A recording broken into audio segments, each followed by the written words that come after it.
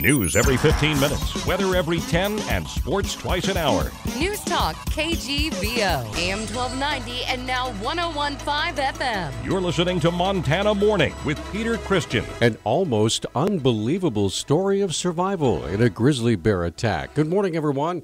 It's Montana Morning. It's Tuesday, October 6, 2015. Right now, the sky's mostly clear. It's chilly. It's 33 degrees in Missoula right now. And our newscast this morning, sponsored by Dig It Excavating, where they bring 30 years of excellence to every job, 214-4292. This morning's top story, 30-year-old Chase Delwo is in the hospital in Choteau, Montana, after surviving an attack from a 400-pound grizzly bear on the Rocky Mountain front. Fish, Wildlife, and Parks bear biologist Mike Maydell, who spoke with Delwo after the incident and investigated the scene of the attack, explains how Delwo survived. He had his bow in his hand, and he never dropped it. He actually kind of used it as a shield. He got bit up pretty bad. In this case, when the bear came back, he finally thought, I'm going to stop this, and he shoved his hand and his fist into the bear's mouth and partially down his throat, which caused a gagging reflex. And he says that's what caused the bear to take off and run. Maydell said extreme winds Saturday likely led to the close encounter and would have prevented the effective use of bear spray. Chase's brother Shane played a pivotal role in getting his brother to the hospital. This hunter was pretty severely mauled. He had some serious lacerations on his head and his leg.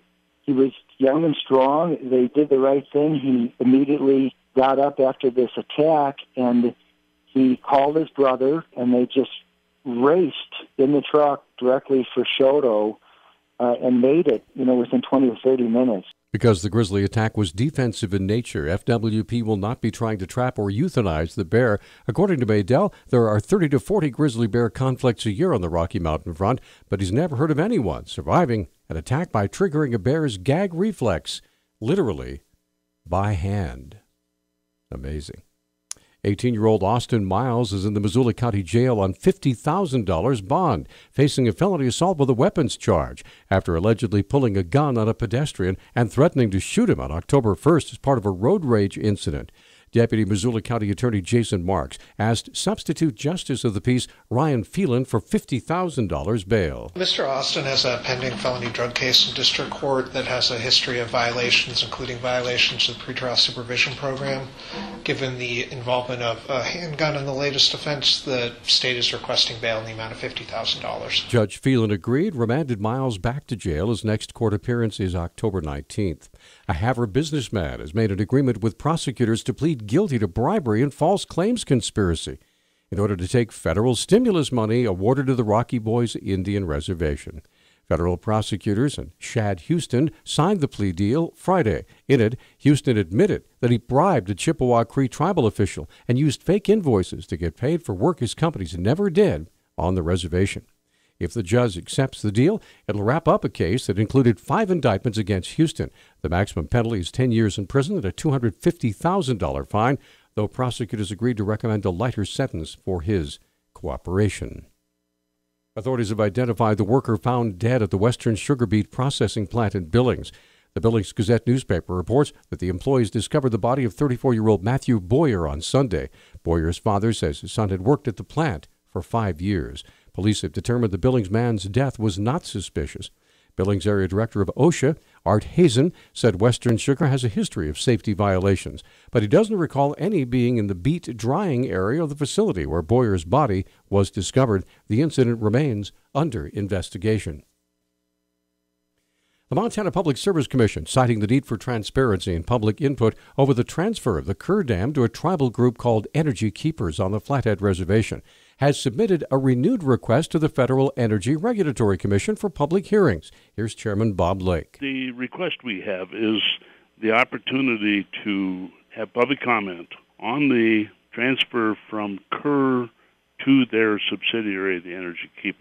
And our concern was just that the public has not had a opportunity for the transparency that should be given when you get a transfer of this magnitude. Lake says he wants to be certain that Energy Keepers is held to the same quality standards as past owners of the dam. My concern is that the Energy Keepers will be bound to the same terms that the tribe and the previous owners would have had, and stay with the original reason that the dam was built, and that was to provide the opportunity to develop the agrarian type of lifestyle for the tribes. The FERC is expected to respond to the Commission's request within 30 days. Northwestern Energy makes its case to state regulators today in a dispute over at least $8.5 million that the utility collected from Montana customers after a 2013 power plant outage.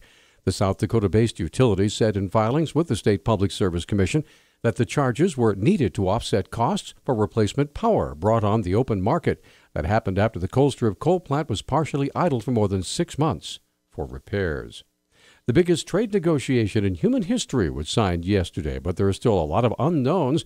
As an Agriculture Policy Advisory Committee member from Montana, Dan Kidd is one of the few Americans who have been able to watch the Trans-Pacific Partnership up close. Kidd says it'll be another month before the public gets to see what's actually in the deal. The agreement was signed, and it'll take approximately 30 days for everything to be thoroughly reviewed and put together, and then the full agreement then will be released to Congress for them to go over the final details of the agreement. Because of translation issues between the countries and fierce negotiations on issues ranging from automobiles to pharmaceutical patents, even Kidd will have to wait to find out the details of some of the late negotiations. Obviously, there was a lot of last-minute compromises and things, in negotiations that could affect Montana agriculture. We'll review all those very thoroughly and make recommendations to our congressional delegation as to whether we agree with it or disagree with it. Because he hasn't read the signed version yet, Kidd was hesitant to give a final verdict. However, he did say he was, quote, pretty sure we'll get a very good deal, end quote. Finally, the Montana Department of Revenue has seen a sharp increase in the amount of tax fraud committed over the past 3 years. The Missoulian newspaper reports that the Department of Revenue stopped more than 1,647 fraudulent returns in 2014, stopping more than $1.7 million from being illegally handed out. Our News Talk time now is 6:12. News Talk, KGVO. Missoula's official weather station. Ample sunshine today with our high temperatures in the low 70s. Not quite as cold tonight with our lows staying in the low 40s. Upper 60s with increasing clouds Wednesday. A slight chance of a shower Thursday. I'm meteorologist Brooke Foster for KECI 13.